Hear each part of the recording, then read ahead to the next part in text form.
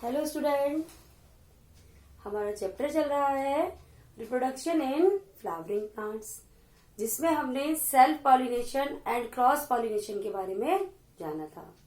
Self pollination यानी कि जब एक ही फ्लावर के जो पॉलन ग्रेन्स होते हैं उसी फ्लावर के स्टिग्मा के ऊपर गिरते हैं और फर्टिलाइजेशन की प्रोसेस होती है, तब इसे कहा जाता है सेल्फ पॉलिनेशन। यानी एक ही फ्लावर है, उसी के ही पॉलन ग्रेन्स हैं और उसी फ्लावर के ही स्टिग्मा पर गिर रहे हैं, तब इसे हम कहते हैं सेल्फ पॉलिनेशन या ऑटोगैमी।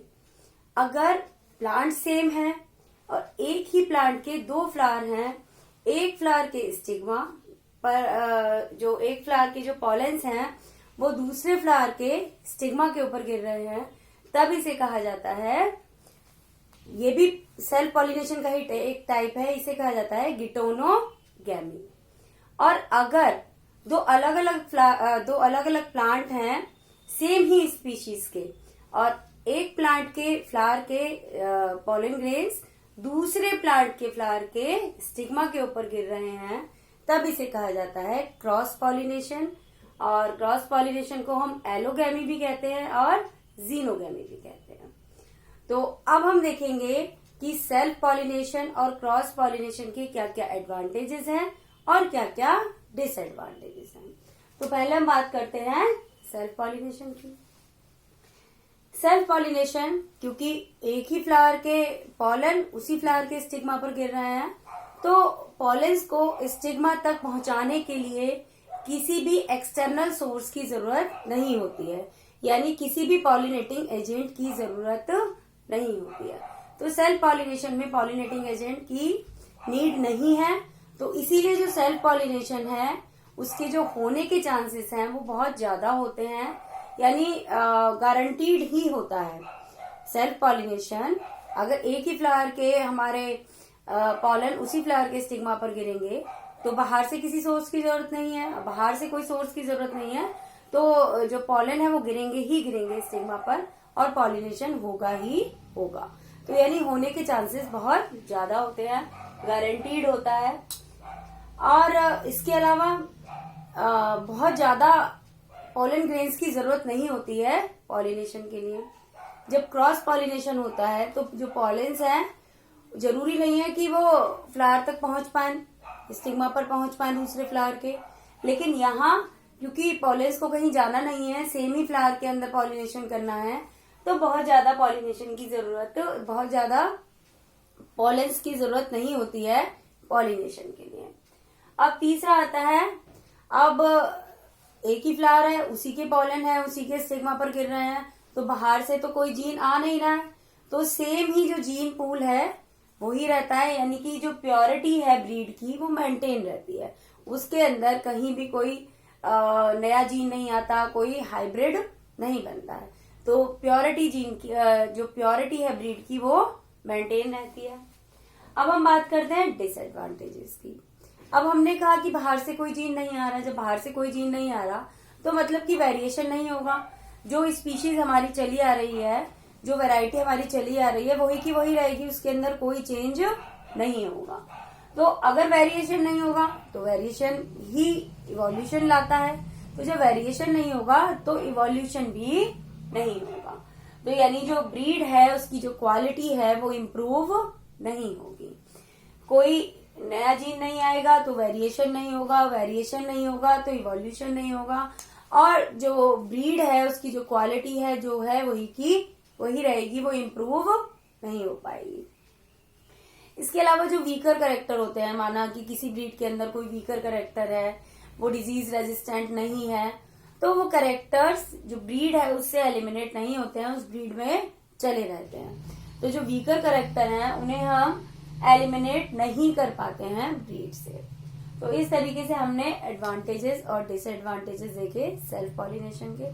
सेल्फ पॉलिनेशन के अंदर एक ही फ्लावर के अंदर पॉलिनेशन होता है, उसी फ्लावर के पॉलन ग्रेन उसी फ्लावर के स्टिग्मा के ऊपर गिरते हैं, तो जो प्योरिटी है ब्रीड की वो बनी रहती है। इसके अलावा किसी एक्सटर्नल सोर्स की जरूरत नहीं होती है पॉलेंस को स्टिग्मा तक पहुंचाने के लिए। और पॉलन ग्रेन्स की भी बहुत ज्यादा जरूरत नहीं होती है, बहुत ज्यादा नंबर की बहुत ज्यादा पॉलन प्रोड्यूस हो ऐसी भी नीड नहीं होती है, क्योंकि जो पॉलन है वो उनका वेस्टेज कम होता है। और डिसएडवांटेज में यह है कि इवोल्यूशन नहीं होता, कोई वेरिएशन नहीं होते हैं, और जो वीकर कैरेक्टर है हमारे ब्रीड के वो ब्रीड में बने रहते हैं, वो एलिमिनेट नहीं हो पाते हैं। अब हम बात करते हैं क्रॉस पॉलिनेशन की। तो क्रॉस पॉलिनेशन में क्या है कि फ्लावर एक प्लांट का है, एक फ्लावर दूसरे प्लांट का है, यानी एक फ्लावर का स्टिग्मा और दूसरे फ्लावर के पोलन ग्रेन। पोलन ग्रेन कहाँ तक आएंगे? स्टिग्मा तक आएंगे। तो जब दो अलग अलग प्लांट्स के फ्लावर हैं तो यहाँ क्या हो सकता है? वेरिएशन होने के चांसेस ज्यादा है। तो वेरिएशन के बाद जो हमारे ऑफस्प्रिंग बनते हैं उन्हें हम कहते हैं हाइब्रिड विगर। क्या कहते हैं? Hybrid vigour. तो जो विगर होते हैं उनके अंदर दोनों ही पेरेंट्स से बेटर कैरेक्टर होते हैं, यानी कि दोनों ही पेरेंट्स के अच्छे अच्छे कैरेक्टर विगर के अंदर आ जाते हैं। तो जो विगर है वो कैसा होगा? पेरेंट्स से बेटर होगा। तो क्रॉस पॉलिनेशन के अंदर वेरिएशन होता है, वेरिएशन से नई स्पीशीज बनती हैं, और जब नई स्पीशीज बनेंगी तो क्या होगा? इवोल्यूशन होगा। और इवोल्यूशन से क्या होता है? अधिकांशतः क्या बनती है? अच्छी ही ब्रीड बनती हैं। और दो अलग अलग हमारे प्लांट से फ्लावर हैं तो क्या होगा? जो बनेगा वो हाइब्रिड बनेगा, और जो हाइब्रिड है वो कैसा होता है? हाइब्रिड विगर होता है, और विगर के अंदर पेरेंटल कैरेक्टर से बेटर कैरेक्टर होते हैं। इसके अलावा जो ऑफस्प्रिंग होते हैं वो हेल्दियर होते हैं, डिजीज रेजिस्टेंट होते हैं, और जो एनवायरनमेंट है उसमें ज्यादा अच्छे तरीके से वो एकोमोडेट हो जाते हैं, अपने आप को एनवायरनमेंट के अकॉर्डिंग वो ढाल लेते हैं। तो इस तरीके से क्रॉस पॉलिनेशन के हमें ये फायदे हैं कि इवोल्यूशन होता है, नई ब्रीड बनती हैं, जो नई ब्रीड बनती हैं वो पुरानी ब्रीड से, पेरेंटल ब्रीड से ज्यादा हेल्दियर होती हैं, रेजिस्टेंट होती हैं, और एनवायरमेंटल एकोमोडेशन उनमें ज्यादा होता है। अब हम इसके डिसएडवांटेजेस देख लेते हैं। अब क्योंकि पॉलन को एक प्लांट से दूसरे प्लांट तक जाना है तो इसके लिए एक्सटर्नल सोर्स चाहिए। एक्सटर्नल सोर्स हमारे विंड हो सकता है, वाटर हो सकता है, इंसेक्ट्स हो सकते हैं, और बर्ड्स हो सकती हैं, कोई और एनिमल भी हो सकता है। तो एक्सटर्नल सोर्स की नीड होती है। अगर एक्सटर्नल सोर्स नहीं है तो पॉलिनेशन नहीं हो पाएगा। इसके अलावा जो पॉलन है उनका नंबर बहुत ज्यादा होना चाहिए। फॉर एग्जाम्पल विंड पॉलिनेशन है किसी स्पीशीज के अंदर, तो विंड पॉलन को जिस डायरेक्शन में चलेगी उस डायरेक्शन में लेकर जाएगी, और जरूरी नहीं है उस डायरेक्शन में दूसरा प्लांट हो, तो जो पॉलन है वो सारे क्या होंगे? वेस्ट हो जाएंगे।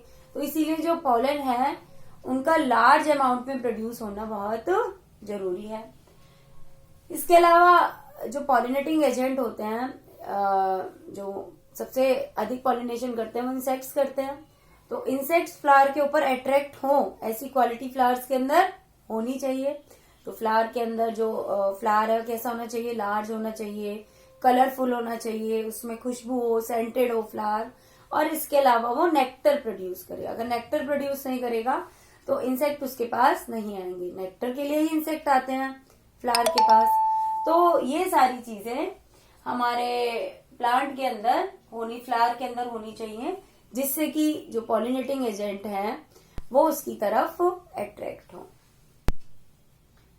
इसके अलावा प्योरिटी नहीं बनी रहती है ब्रीड की, जो हमारी सेल्फ फर्टिलाइजेशन में बनी रहती है, जो प्योरिटी है वो नहीं बनी रहती है। हाइब्रिड बनते हैं तो हाइब्रिड में हमने देखा कि विगर बनते हैं, उनमें अच्छे कैरेक्टर होते हैं, लेकिन कुछ ऐसे कैरेक्टर्स भी ब्रीड के अंदर आ सकते हैं जो हम नहीं चाहते हैं, तो जो कि नुकसानदायक भी हो सकते हैं। तो यहाँ जो ब्रीड की प्योरिटी है वो डिस्ट्रॉय हो जाती है, और उसके अंदर कुछ अनडिजायरेबल कैरेक्टर्स भी आ सकते हैं। तो इस तरह हमने देखा सेल्फ पॉलिनेशन और क्रॉस पॉलिनेशन दोनों के ही अपने कुछ फायदे हैं और कुछ नुकसान भी हैं, लेकिन अधिकांश प्लांट्स में क्रॉस पॉलिनेशन को फेवर किया जाता है, और इसी से हमारा इवोल्यूशन होता है। प्लांट्स के अंदर अलग अलग एडेप्टेशन पाए जाते हैं for self pollination and cross pollination. तो हम अपने आगे आने वाले वीडियो में प्लांट्स के अंदर जो एडेप्टेशन पाए जाते हैं for self pollination and cross pollination, इसके बारे में पढ़ेंगे। तो आपको टॉपिक क्लियर हो गया होगा। वीडियो को लाइक करना ना भूलें और चैनल को सब्सक्राइब भी जरूर करें। Thank you and have a nice